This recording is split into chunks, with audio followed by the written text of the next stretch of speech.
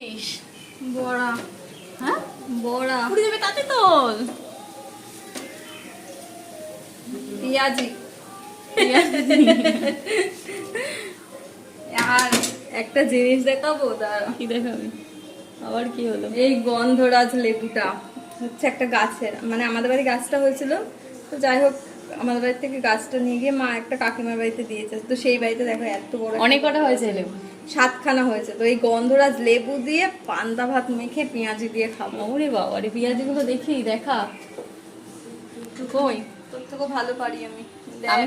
আমি কি বললাম একবার ও কি খারাপ পারে? ও নিজেই মানে বলছে আমি আমি তোর বলছি। থেকেও ভালো পারি। কম্পেয়ার করবি না, মানে তোর সেখানেই থেকে ভালো পারি না, সরি সরি, কম। আমি এটা সরি ভুল হয়েছে, মানে আমি পেঁয়াজিটা অত ভালো পারি না, তুই ভালো পারিস। সবাই যে যেমন পারে তেমন, যার যার জিনিস সে তেমন পারে। আমি বললাম তুই কি পারবো, করছিস? দেখি। কই পান্তা ভাতটা মাখ এখন পান্তা ভাত তোতলা। পান্তা ভাত আমি না এই ভিডিও করতে গিয়ে না আমি তোতলে যায় কেন কি জানি, আমার হাসি পায় নিজেরই। সেদিনকে কি করতে করতে আমার নিজেরই হাসি পাচ্ছে। যা গন্ধ বেরিয়েছে না, এখন এই লেবু কাটা হচ্ছে, লেবু পান্তা কাটলে ভাত দিয়ে। পুরো পাড়া মাতোয়ারা হয়ে যাবে। দেখিস পাড়ার লোক চলে আসবে পান্তা ভাত খেতে।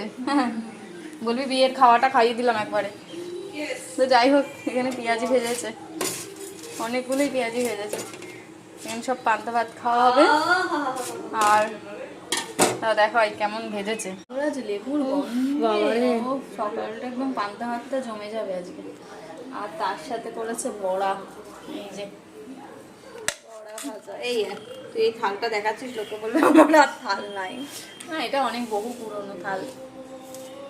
উফ, গন্ধটা যা লোকে বেরিয়েছে কি না, বলবে তার আগে তো তুই বলে দিচ্ছিস। মানে ওই লোকেই বলবে, তাই আমি চল মানে এখন পান্তা ভাতটা মাখা হবে। পান্তা ভাত খাওয়ার রেসিপিটা কিন্তু বলে দিয়েছে একদম। হেভি লাগে হেভি লাগে, গরম মানে গরমকাল মানে এই আমার তো খুব ভালো লাগে, আমার পছন্দের খাবার দই পান্তা।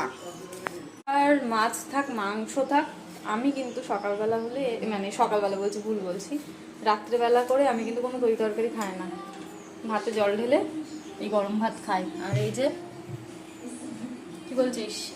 দাঁড়া, তোর জন্য না হাত কেটে মরবো। না হাত কাটিস না।